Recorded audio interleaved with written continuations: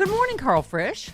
Good morning, Stephanie Miller. The president made one more point, by the way, speaking of coronavirus.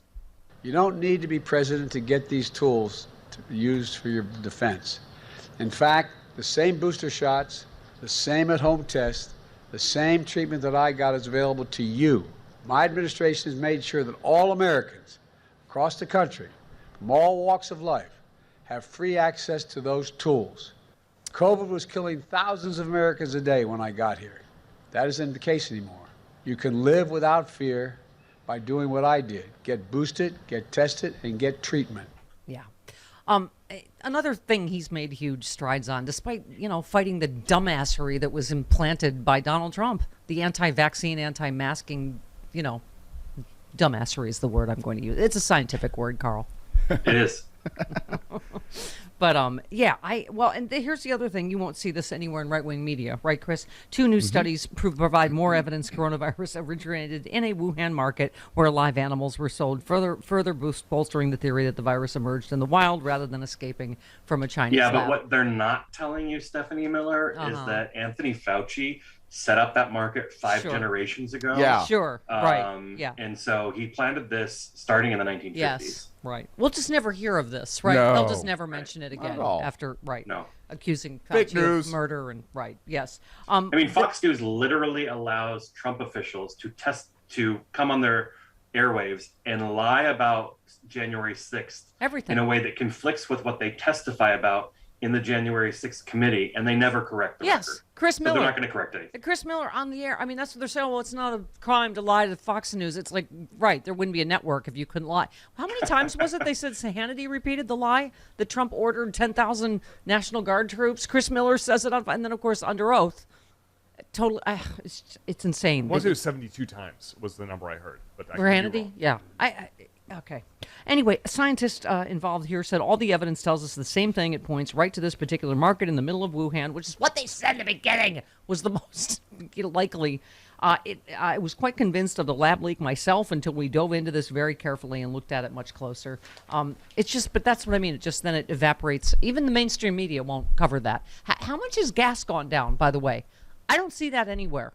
It's just... Right. And Eric Swalwell will tell us that. He tweeted about it, that Democrats did something about it with the president. Gas has gone down. Now you just don't hear about it anymore in the mainstream media. No, it's vanished. And what they also won't tell you is that gas, oil is still low enough that that oil industry should be bringing gas prices down even further. Yes. But they're, profiteering and price gouging. So, which the Democrats put a bill forward for, right? The Republicans voted against. It's what Mitch McConnell's doing now. He's just being a little bitch because he's like, I don't like that Manchin's going to make a deal that's going to help Democrats and Biden. So now I'm not going to do, I'm not going to do anything. I'm going to stop this other bill I already said yes on, right?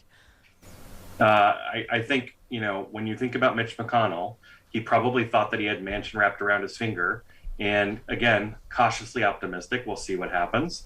But he is never one to allow democracy to get in the way of anything. Yeah. So I'm not surprised at all. Yeah. But if this gets done, praying to the gods of, or whatever God Kristen Sinema worships. Oh, herself? Okay. Anyway.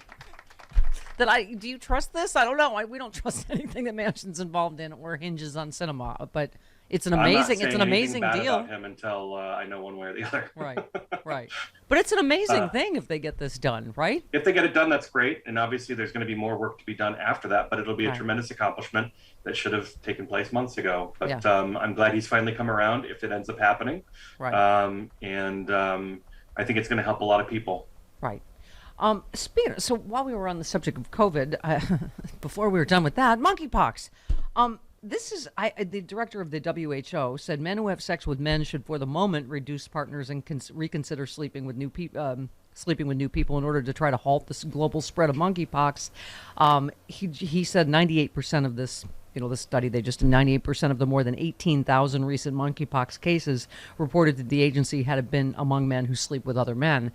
And we all have, because we all lived through the AIDS crisis, right? Where we have I have that thing that my hackles go up when something seems like homophobia, but scientifically, I guess what he's saying is just this is the vast majority of these cases, and this is one of the tools to combat it. I mean, to be clear, it's not an STI, right? It's caused by skin-to-skin contact. Exactly. So it can be caught on a crowded dance floor too. It's not just having sex. Right. Yeah. But I mean, I think, Chris, among a lot of people, and Adam Schiff, by the way, who we just spent time with, has expressed frustration about the availability of monkeypox vaccine.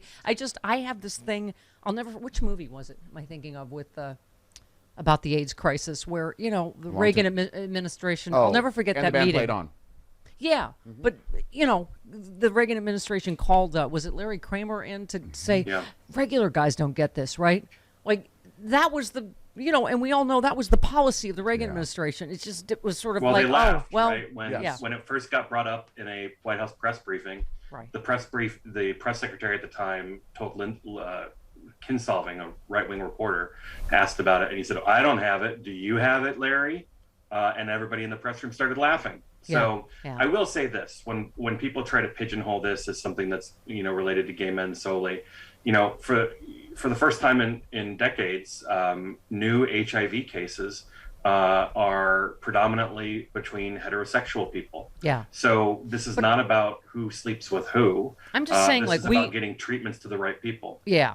We lived through that period when you heard people say AIDS is killing the right people. And, the, like I say, official policy of I'd always said that if it made rich, white, straight Republican men's D's fall off, they would have come, he would have funded $1 billion immediately. So anyway. Well, yeah. I mean, local health agencies know who needs, to be prioritized for the vaccines that are available.